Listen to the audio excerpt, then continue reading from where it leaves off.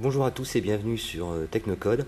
Alors aujourd'hui je vais vous présenter le nouveau projet que je suis en train de développer pour le niveau 3e. Alors ce projet propose la réalisation d'un parcours audio guidé sur les différents points d'intérêt du patrimoine d'une ville. Ce parcours audio guidé se fait via l'implantation de panneaux donc sur ces éléments du patrimoine et ces panneaux renvoient vers un commentaire audio enregistré sur une page web, en l'occurrence sur eclatblog.com.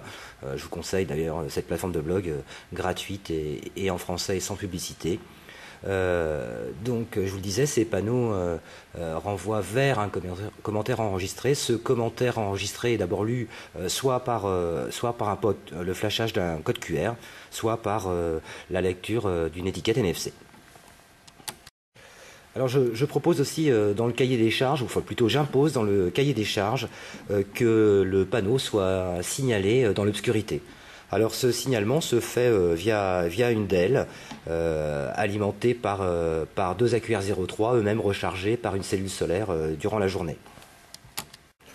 Donc cette cellule solaire recharge, comme je vous le disais, les deux AQR03. Durant la journée, la tension de la cellule et des accus s'ajoute, ce qui a pour but de bloquer le transistor, de saturer le transistor, et donc la DEL ne s'allume pas. La nuit, évidemment, la cellule solaire ne délivre aucun courant, ce qui fait que seuls les accus alimentent la DEL et on a l'éclairage. Alors le circuit électronique est vraiment simple et réagit vraiment bien. Là, je vais l'éclairer simplement par la lueur d'un briquet. Et vous voyez donc à chaque fois, la DEL s'éteint. Passons maintenant donc au renvoi vers le commentaire audio enregistré sur une page web. Alors tout d'abord, le code QR. Un code QR, c'est vraiment très simple à générer via par exemple un site GoQRMe. Vous le créez très facilement et vous pouvez rediriger vers une URL. Alors ce flashcode est lu par un smartphone, mais enfin bon, on peut se passer aussi du smartphone. Il existe des applications Windows qui permettent de lire les codes QR sans smartphone. Alors personnellement, là, je vais utiliser l'iPhone. Je vais utiliser l'application gratuite Flashcode. Alors je vais la lancer. Voilà, c'est pas très facile derrière la caméra. Il me reste plus donc qu'à flasher mon code QR. Voilà. Voilà, donc il me renvoie directement vers un commentaire audio que j'ai enregistré donc sur Eclatblog. Elle a été construite par Gustave Eiffel à l'occasion de l'exposition universelle de 1889, qui célébrait le premier centenaire de la Révolution. Etc., etc. Voilà donc pour le code QR, vraiment, je vous dis, très très simple à générer.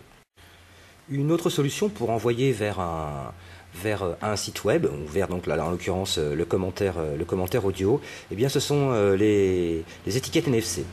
Alors les étiquettes NFC là nécessitent forcément un smartphone compatible NFC. Les modèles les plus récents le sont, mais attention, les iPhones, Apple n'a pas retenu la puce sur ces téléphones.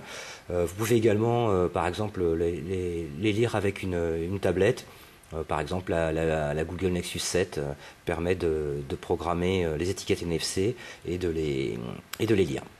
Donc, comme je vous le disais, l'étiquette NFC est programmée directement via le smartphone, via une petite application gratuite. C'est vraiment très très simple. Alors l'avantage par rapport au code QR, c'est que vous n'avez plus besoin cette fois-ci de flasher. Il suffit d'approcher votre smartphone à une dizaine de centimètres de la puce, et là, eh bien, vous serez redirigé, par exemple, vers une URL. Donc pour lire la puce NFC, je vais utiliser un smartphone compatible NFC, en l'occurrence là le L7 de LG. Alors je vais approcher le téléphone de la puce. Voilà, je l'approche. Il devrait détecter. Voilà, il a détecté. Il me propose de lire le commentaire audio. Donc je suis en connexion 3G, la connexion n'est pas excellente à l'intérieur.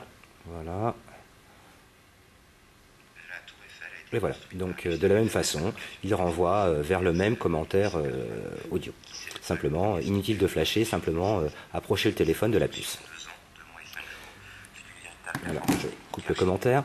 À savoir que les puces NFC sont relativement peu onéreuses, autour de 3 €, vous obtenez des puces de bonne qualité.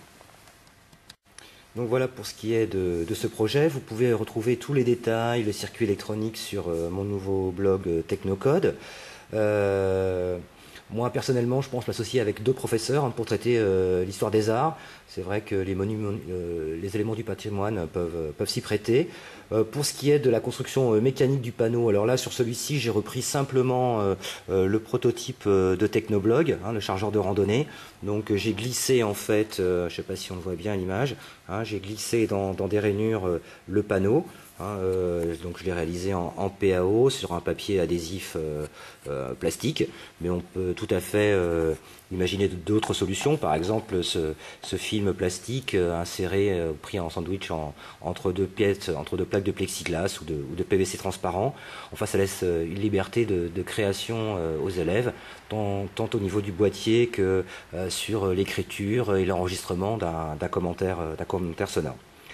Comme je vous le disais, donc vous pouvez retrouver sur Technocode les détails de ce projet ainsi que les 4 premières activités qui sont liées directement à ce projet, notamment l'analyse du besoin et puis le cahier des charges. Vous trouverez également aussi sur l'activité numéro 2 la mise en place du blog sur Eclablog et l'activité 4 qui fait appel à l'histoire des techniques. Voilà, donc dans une prochaine vidéo, je vous expliquerai en détail comment créer un code QR et comment programmer un code NFC, une puce NFC.